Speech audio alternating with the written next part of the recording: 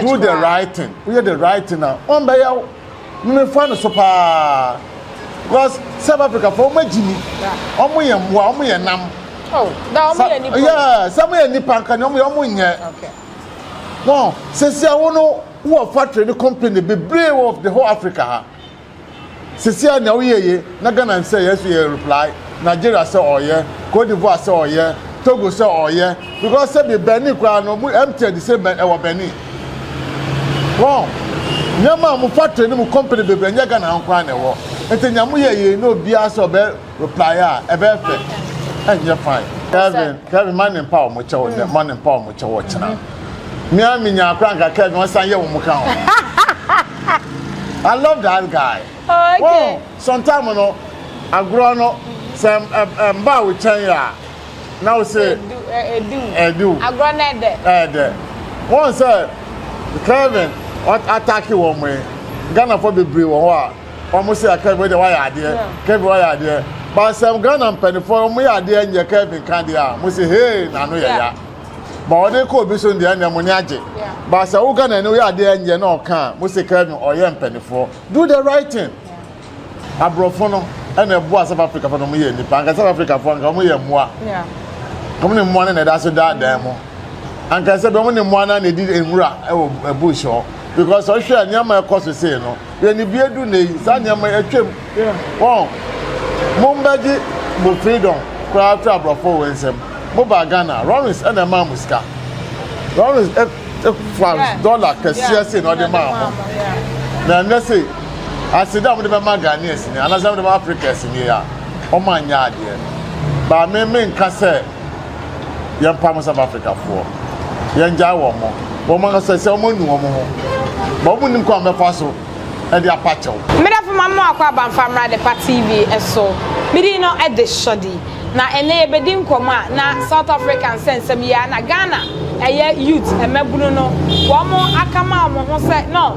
Dia South Africa for aya Ghana na ye omo ya pa nti wo mo nso se wo mutu omo ho egu monten so na ye president John Dramani Mahama etie ye ndia ye South Africa for nyuma e wo Ghana ha no wo mo nso hwe na wo mo fa ne mangugu akwam no mo nso so mo se Ghana must go dia ene South Africa must go no mo nso nyuma dia e wo Ghana ha no ye make sure say ye close na ye wo esikafo wo Ghana ha woman so betimi aso nyuma nim aye amagana afa ne ntoma pefra because ade eye omoya ne say woman say Ghana fonko no mo so fix wo mo country dia na ne nyuma ahohora wo Ghana ha say no dodo na ye South Africa for dia ye be ma Ghana for esikafo wo Ghana ha som na ye so ya fix ne ye de bi affect Ghana abusia na ne wey ani nyuma ene ye be di hu nkomo na ne mato ache eye Mr T yaba eye ne boutique ayene no ebedi nkomo efa eye nsam a Ghana mabunu anase dodo na ekan ene no ene ebegina so edi nkomo nti ansa na no munim se eye aboafo so masema mde dwumade yi ebrawo mame tonchewom na menye o maboafo nkrato na me ba mede nkomo no ebe hihye so enko ba bia mede no e de shodi me ba sisi Abusafo amaka obajiki travel hotel Sabuki Germany. Global flight from Ghana, China, Dubai. Explore the world with us. Run and fly to Ghana. You better train from Bibia Germany. I brought how that TTB. Now they offer plane. You go to international airport. You go to airport to your destination. And one person go holidays. So if you have a project to move, maybe I'm making some project to use. You go to my divine space. You go to my GQ Luxury Hills Hotel. I will equip. Maha will make travel also stress free. Travel management, expert in traveling. GQ Travel Hotels. Call us +49 17996 4242 +49 1521 485 2424. Check us on our website gqtravel-hotels.com. GQ, stay connected. And I said I'm a kind of Mr. T. I will fear her. Lemon me voice and on fan chame. I may enya code kakra. It's in America Sasa and Timon fan chame pa. I prepare me guso a minimum mundro. Minim sa voice no emu ebetene ane ebetene pa ayese kuma se kwan no enche ye be ye nti ebeda ho sen what you say Mr. T akwaba engine shrine kakra ye shall say dia as I see etimi tap in shrano na say dia mani aduru no yenso yenduru ho ane na akwa babiem ho so ayefe da bia na wa ye succulent de come on say adwuma ne brofo no I will say adwuma ne brofo dia na ne ubetimi aba eye Bronzely boutique the number near 0244265380 ubetimi afreno wo abeka eye Fadama Junction and now say we do abeka bisa say herifa and MPP office no e wo one no eye opposite I mean insha no into ubetimi afreno number near 0244265380 sorry ubetimi afreno na wone no edinkita ho intade bia wo pe no ubetimi enya bi e wo ho na ene de Ghana for say South Africa for say Ghana must go there. Then South Africa for so must go. MTN. And then more. I know about so nyuma wa ha no. Yes so monko na sika for wo Ghana hamfa nyuma no. No munye niye na sabe MTN for no kra dodo na o ma akromfo. Uto credit a ne o ma sancho afa kwati kwan bi. Atwetwe o ma de usika wo so mbefa kwan bi. Atwetwe e de na o disika kotumom timi say eya wo discuss say abetum ne ye frefro ye niema enti ebusia say na Ghana for woman eka na wo so e de na okafa ho because mitia etiefo nyina ejos na am say nyama e course of South Africa no time na nyefe okay na am say ni bie no am say still ndu ho ye and the bien and do why because still I'm that so far moi na thank you so much nipa oh in terms of omo nyama te say na moi na tina sa na omo nyama ko bi o timi de jata ta de ehye edikojum o de osebo ta de ehye edikojum o de otwe homa o de asan ho de kojum a o ye ni nyama nyasa na moi na tina sa na omo so omo nyama but Sabio, that's all from Kuma, from Munda. Yeah, they are near Bie. Sure. The whole Africa, they are number one. You're near Bie. Woman over Jimmy. Yeah. So much Jimmy and Jimmy. Sure. And Mento, your papa for, I am Mamma for. So Omo Pamo, South Africa for here. Matessa, one more company because number renew and next year. Yeah. Ayo bossy. Yeah. I think that it was gold mine, right? The one gold mine, yeah. Gold mine back, yeah. Matisse number renew. Ayewu. Sisi number renew next year. Sisi no ne mu ye matima ba say president or renew mama na. Na say no cry. Ya kan say Ibrahim ama betimi aso. Oh, na wo ye wo panfo bebre okro mo betimi aso. Yo okro bebre o betimi aso because and so the man in your brand na okan na. The first was second and many na the money here. Oh, David, no betimi aye ni year. Richard Nikwe wo ho. Despite wo ho. Ye we sikafo ni bi okro mo mfa omudi ma bonte. Kennedy kra betimi. I think no mo ye no man ya de. Ba ye no. Ye sure say Ghana. Yeah, ye take revenge. Ye take revenge. Yeah. But ye near bi. Ya go school. Yeah. Was so show ma attitude no musu na ho. Omo ye lazy South Africa for ankasa they are very lazy. Sebi. Abrofo no na ebo a wo mo na no ye nipa. Wow. Abrofo no na ebo a South Africa for no ye nipa. Ankasa South Africa for anka mo ye moa. Yeah. Komo ne moa na da so da mo. Ankasa be mo ne moa na di enwura e wo bush ho. Because so hwe anyama e cost say no. Ye ni biedu na yi sa anyama etwem. Yeah. Wow. Mombaji mo freedom. After Abrafo wensem Moba Ghana Lawrence and a mamuska Lawrence $1 kesiase no de ma na na say asida mo de be ma Ghanaians ni anasa mo de Africans ni ya o ma nya ade ba me nka say yam pa mo South Africa for yan ja wo mo nka say mo nu wo mo ho ba mo nim ko amefa so e de apacho na mo president kwa na me de ne ho yawo omo ye we nyina president ona me de ne ho yawo kom ade no start here na want man so ano eso ano ntem a na aye kama ba watena sia ma de na ginsem And I bet 20 TV so no can send me more crime, me take a crime year so. Who can me because in the point who as a president, want to man general and I want to man country on crop say and we are munjai. Want to man stop war. Na sebi what na sia na ye won ebokum ekum omo won e be se omo jetu Nigeria se omo jetu won e be se omo shop ya se omo shop won e be promo apam won na se se amusi mba mbe fix ye kuro that ye be fix ye kuro but woman no ye omo ye no ye ndie ye reply ye be ja omo matra ase I think kakra me wono no I was that's on the walk and no so be from Kuma yeah into another walk or penny one share Emma Sadia M4 or better trying the best to say or become Colana album that Casapa one it's off come at the Amaye now we share a year South Africa guy back what was sorry on the Kevin Taylor or said then Kevin Taylor koka say South Africa for you lazy tinene Kevin so the one mzo wono na mo no Kevin for bia so ma dwen enye na omo na mo because we tie nsem a yekoso a no ususu say Kevin on pa mo chew Kevin man in power mo chew man in power mo chew chena me anya akra nka Kevin won san ye wo mo kan I love that guy. Okay. Well, sometimes no agro no some mba we chen ya now say edu agronede one say Kevin what attack you one way Ghana for be brave one wa almost say Kevin the why ade Kevin why ade but some Ghana pen for me ade nya Kevin kan dia mo say hey na no ya but they ko bi so dia na mo ni age but say wo Ghana no ya ade nya na o kan mo say Kevin or ye pen for do the right thing wow otu hono Kevin otu hono on sorry keke so ba be yew on sorry keke so ba be kasa wanim aya na research do the right thing we the right thing now on be yew me fa no so pa because South Africa for magini omo ye mwa omo ye nam oh da omo ye nipa yeah some ye nipa kan omo nye okay no sesi awono wo factory the company be brave of the whole Africa sesi na wo ye na Ghana say yes we reply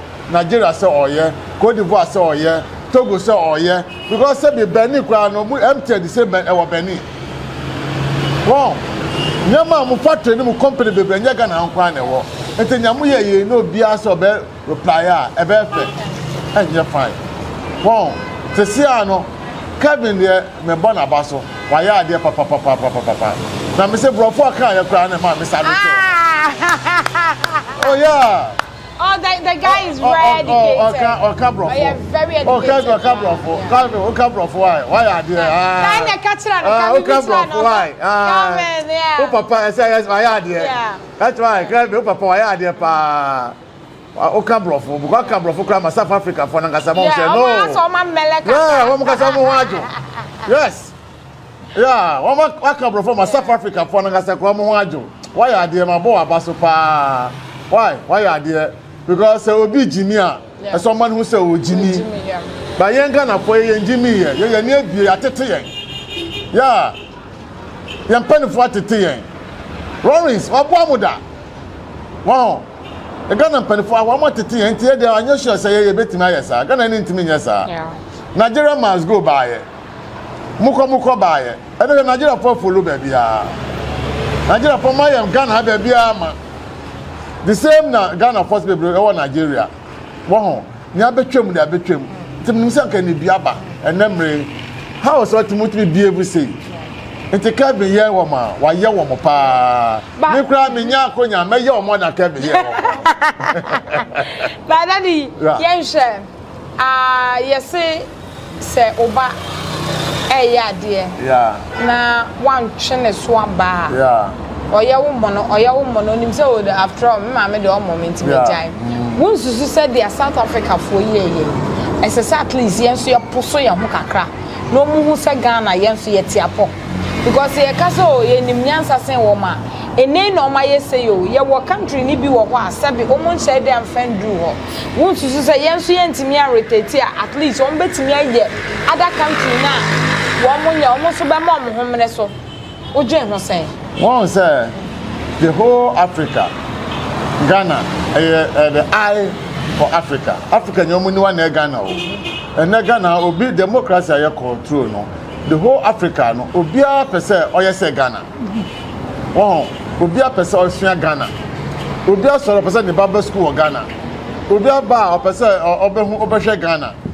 Over the whole Africa, they are foreign set up school pa na Ghana ase. The whole Africa, because the peace and son you respect your home, so your casa your ni yanti, amo obi aba Ghana ha ne neje. That's in other countries. Wow, enti sebio mama and nine bone ekotiti bin embeka nine papa. Wow, omo na omejimi a, and I'm gonna say Ghana for your enjimi here. Thank you. But brother ba wo maka so maka cho. And now munya on be pacho. South Africa for nya on be pacho. But it's like they lose guard and akwabasa. Was president in Angasa no and on Angasa one bu ne ho.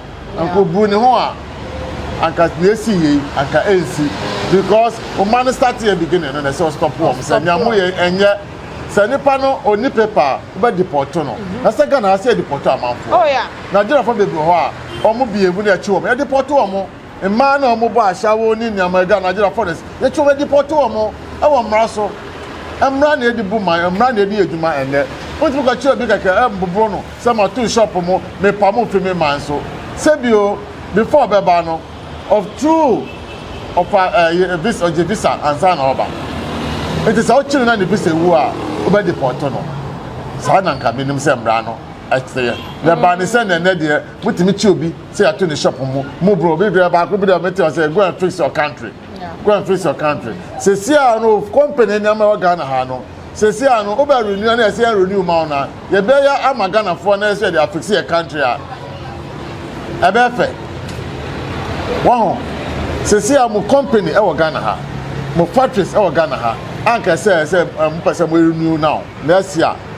2027 I say mo renew aba beto so me renew mamo ya person dey my ekuro mo fo I no crossover san kapma ya president renew on fama ene ebeko go dey enko corner on fama obi. Thank you.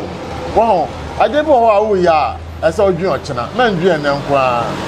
Wow, South Africa for Ghana I hope some doors to crossing South Ghana for South Africa. Ghana for South Africa there are few Shamunia my Ghana has it. Ghana for Nyama factory saying, Ghana for company saying, Ghana for drink saying, Ghana for proper Nyama saying, and across South Africa. Wow. And I may be something for say. Sometimes so yes, I saw Nyama be so. Wow. You pay a foreign Nyama dodo.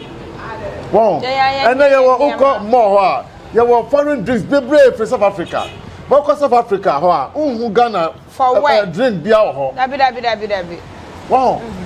Who Ghana need drink beer ho. Sana ya papa mo ya nua mo factory ni company mo ya nsa any drinks for Ghana has say no. Because I do say na allow one across South Africa. But mo allow South Africa for the Ghana has say. Wow. Sana man na kesen pen punishment. Nyam bebre ho ni kwaso manifest South Africa ba Ghana ha bio. On say mo twetwem. Abana me fu nyama ka chan say nyama bebre fi South Africa ba no omo twetwem.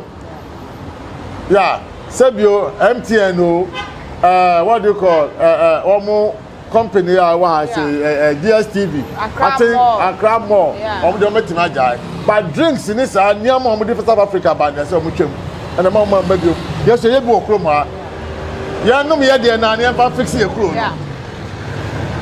Yes, that's part of my drink. Bebre drinks or Ghana. Doctor drinks. I don't come in a Ghana. Into yes, I don't call a benum. I did a fixing Ghana. No more Somudiano or Monfa. Was then I am Mamunia Saska, nobody fix your Mukuno. Into your Monfa. They said, I don't call any drinks. Yes, they are fixing your crew. Into Kakra, no one, no. I was there, and that is a Kakra or war, and no. And then I had a day to Medino ABC. Answer no, daddy. Ensure you to know Mutu Mwagu Monte. I'm so made demonstration or tonight. And then I'll catch you. Oh, me power mucho. Demonstration, yeah. I am fine. We'll be at the demonstration. ba nye boko ba nim say your man penny so ni ho ba ne odi na chi ho vice ho obetie wo mo no so futu wo no de ama wo mo ba ya adwobre o na maka se Ghana ya de ni abie wo hwe nya amanfo ye wa mama so okọ Ghana ni ko ba bia ya respect no utu kwan ko ba bia ba ko be no say Ghana ni o say wow are you a Ghanaian? I love Ghana. Wow, what's your behavior, your attitude, your sooner your binty, obi adoye, obi apeye. That's him. Wow, your sooner your binty, obi apeye him. Cause you know you're penny for what to take. Wow, and tell me baby biano. I mean, we are okay. Yeah. Uko UK, uko US, uko baby Canada. Baby abeko bia. Say who's a Ghanaian here? Yeah, wow. But people are now so yeah, me free Nigeria now me free Hasia now why your time because it's soon buy a woman into baby home ko baby ra yanje omuntum nti misra won mama we be say ye din ye bu ye ho me pamucho on be demonstration metima ye but enye boko kakra no kakra owo no na baby ayetina si aye Bronxley boutique our Abeka post office and Udu Abeka Abeka Fadama MPP opposite to wa number no 0244 265380 ubetimi afreno na intade bi a wo pe no wonso wanya bi e wa hasai na abusia me suggestion so ene gina fidie na chi ama onya echichim ema onya ehwame midi no e de shode boss ye chiawo I baby biara wo Nyankopon hwira mo nyina eberepam ye besan ehia ba answer na no se na your first time na wani ato your video yi bi na wo hwa eye wo phone so ana baby a wo de hwa bia na ho subscribe to your channel na come dey aso be subscribe and like and share now do comment aka ho e de amaye eberepam ye besan ehia bi midi no e de shodi makramo Abusafa amaka obajiki travel hotel Sabuki Germany. Global flight from Ghana, China, Dubai. Explore the world with us. Run and fly to Ghana. You better train from Germany. I brought how now they are for plane. You go to international airport. You go to Africa airport to your destination. And more person go holidays. So be able project to move maybe on Metro and some project to use. You go to Mama Divine Space. You go to on GQ Luxury Hills Hotel. I will equip. Maha will make travel also stress free. Travel management, expert in traveling. GQ Travel Hotels. Call us +49 17996 4242 +49 1521 485 2424. Check us on our website gqtravel-hotels.com. GQ, stay connected.